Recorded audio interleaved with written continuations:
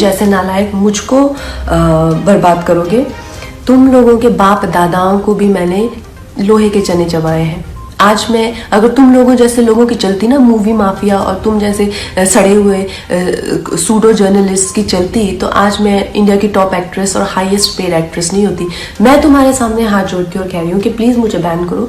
तो 3-4 लोगों ने मिलकर मेरे खिलाफ एक कोई गिल्ड बनाई है, शायद कल ही बनी है, ना ही उसकी कोई मान्यता ही है और ना ही उसकी कोई धारणा ही है। तो उस गिल्ड के चलते हुए लोगों ने मुझे धमकी देना शुरू किया है कि मुझे बैन कर देंगे, या मेरी कोई चीज़ का मुझे कवर नहीं करेंगे, या मेरा करियर बर्बाद कर देंगे। अरे नालायकों, देशद्रोहियों, बिकाऊ लोगों, तुम लोगों को खरीदने के लाखों भी नहीं चाहिए। तुम लोग तो इतने सस्ते हो, 50-60 रुपए में बिछ जाते हो। आज मैं अपनी जो हमारी इंडियन मीडिया है उसके बारे में आपसे कुछ कहना चाहती हूँ, लेकिन मैं ये ज़रूर कहूँगी कि ऐसा नहीं है कि हर जगह अच्छे लोगों के साथ में कुछ बुरे लोग भी होते हैं। और जो मीडिया है उसने जितना मुझे प्रोत्साहित किया है, जितना मुझे प्रेरित किया है, इतने अच्छे सलाहकार, इतने अच्छे दोस्त जो मुझे मीडिया में मिले हैं, मैं कहूँगी कहीं ना कहीं मेरी सफलता में उनका बहुत बड़ा हाथ है। उनकी मैं हमेशा आभारी रहूँगी। लेकिन जो दीमक की तरह जो एक सेक्शन मीडिया का है जो हमारे देश में दीमक की तरह लगा हुआ है, और उसको धीरे धीरे करके उसकी गरिमा को, उसके स्मिता को, देश की इंटेग्रिटी को, देश की एकता को आए दिन अटैक करता रहता है। आए दिन इनके जो भी है झूठी अफवाहें फैलाते रहते हैं। अपने गंदे भद्दे विचार, देशद्रोहिता के जो विचार हैं वो ओपनली सबके सामने रखते हैं, और इनके खिलाफ हमारे कॉन्स्टिट्यूशन में किसी भी तरह का कोई भी ना पेनल्टी है और ना ही कोई सज़ा है।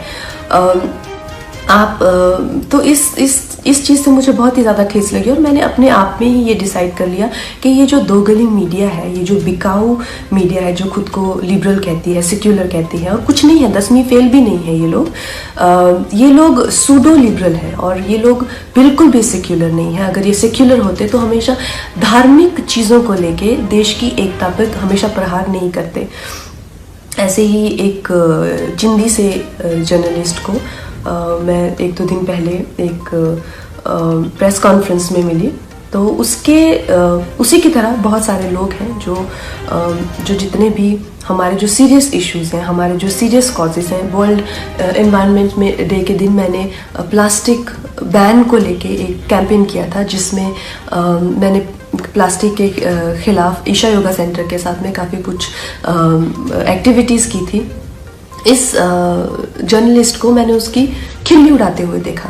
फिर मैंने काउ स्लॉटर के अगेंस्ट, एनिमल क्रूलिटी के अगेंस्ट एक कैंपेन किया, उसका भी ये मजाक उड़ा रहा था। एक शहीद पे मैंने फिल्म बनाई, उसके नाम की खिल्ली उड़ा रहा है। और प्लीज़ आप ये गौरतलब ये है कि इनके पास किसी भी तरह का कोई तर्क वितर्क, समीक्षा या विचार, जो कि एक पत्रकार का हक है, उस तरीके से नहीं, गाली गलौज करके, गंदी बातें लिख के, प्रोफेशनल ट्रोल्स जो हैं, खुद को मुफ्त का खाना खाने पहुंच जाते हैं ये हर जगह प्रेस कॉन्फ्रेंस पे। मैं जानना चाहती हूँ कि कोई तो क्राइटेरिया होना चाहिए कि अगर आप खुद को जर्नलिस्ट कह रहे हैं, क्या आपने किया हुआ? मुझे एक अपना लिखा हुआ कोई ना कोई एक पीस या एक ब्लॉग, जैसे मैं खुद को अगर कलाकार कहती हूँ तो कुछ तो होना चाहिए टू माई क्रेडिट। आप खुद को क्यों पत्रकार कह रहे हैं? किस लिए आप पत्रकार बने हुए हैं? इन 3-4 लोगों ने मिलकर, क्योंकि मैंने उस इंसान के प्रश्नों का उत्तर देने से मना कर दिया, मैंने कहा एक इंटरनेशनल को मैं क्यों एंटरटेन करूं? मेरे पास किसी भी तरह के देशद्रोही के लिए 0% टॉलरेंस है।